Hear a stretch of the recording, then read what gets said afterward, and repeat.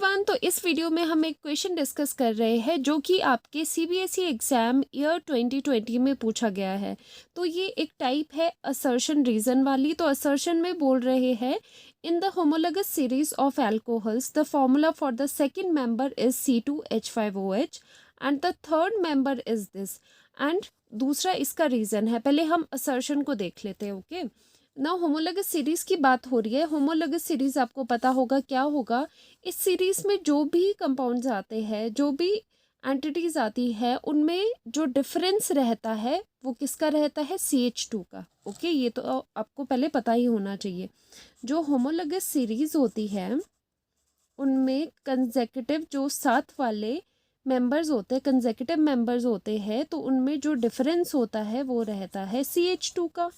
Okay, now बात चल रही है होमोलोगस सीरीज ऑफ अल्कोहल्स की। तो बना लेते हैं होमोलोगस सीरीज।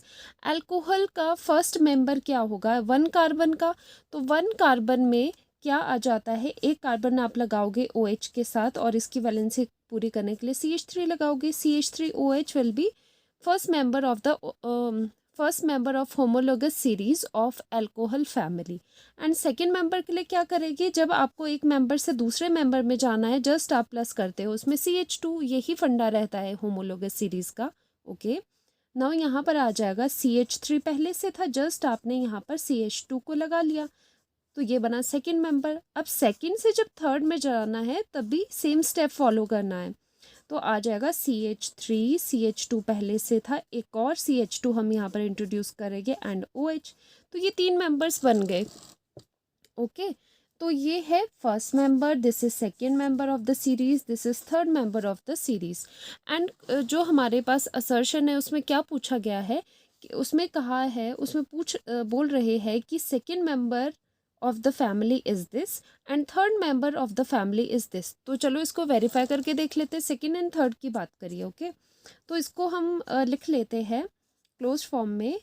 कार्बन आर कितने हैं? C2H एंड एक OH है यहाँ पर। एंड हाइड्रोजन कितने हुए? 3 + 2 = 5।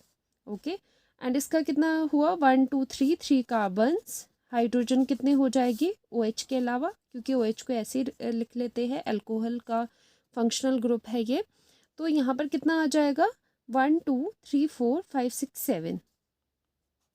तो ये दोनों हैं, ये हो गया सेकेंड मेंबर, ये हो गया थर्ड मेंबर। ठीक है, तो देखते हैं क्या स्टेटमेंट करेक्ट है या नहीं।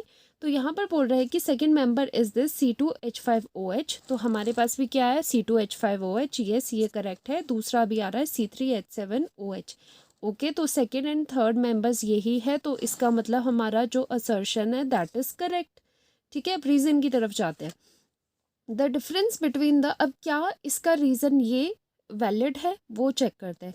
The difference between the molecular masses of the two consecutive members of a homologous series is 144। ये बोल रहे हैं। ठीक है, तो कंसेक्यूटिव मेंबर कौन से होते हैं? जो साथ वाले होते हैं। जैसे इन दोनों को हम कहेंगे ये एक दूसरे के क्या है? कंसेक्यूटिव मेंबर्स है, या फिर ये दो मतलब साथ वाले। ओके, अगर आप देखोगे होमोलोगस सीरीज की डेफिनेशन ही ये बोलती है कि उसमें सीरीज में क्या होते हैं, जो भी मेंबर्स होते हैं उनमें डिफरेंस रहता है CH2 का। ओके, तो देख लेते हैं CH2 का अगर डिफरेंस रह रहा है दो कंसेक्यूटिव मेंबर्स में, तो इसका मतलब बाय मास कितना हुआ? कार्बन का होता है एटॉमिक मास कितना हो जाता है? 12।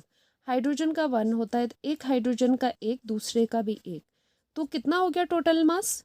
14। तो CH2 का कितना हो गया? 14 मास, AMU एटॉमिक मास यूनिट। तो ये CH2 का मास 14 हुआ। दैट मीन्स जो कंसेक्यूटिव मेंबर्स हैं, जो कि कंसेक्यूटिव मेंबर्स है सीरीज के, उनमें फ़र्क CH2 का है। दैट मीन्स उनमें फ़र्क है 14 AMU का। ये अदर तरह से हम डेफिनेशन बताते हैं होमोलोगस सीरीज़ की, कि होमोलोगस सीरीज़ में जो भी मेंबर्स है उनमें या तो CH2 का डिफरेंस होगा, या फिर ऑन इन अदर वर्ड्स ये भी बोल सकते हो आप कि उसमें 14 AMU उनके मास में डिफरेंस रहता है। ओके, तो यहाँ पर आ रहा है 14 AMU। ठीक है, लेकिन जो रीज़न बोला है वहाँ 144 बोला है। That means reason is incorrect. तो हमारा आंसर क्या होगा? जो असर्शन है दैट इज़ करेक्ट।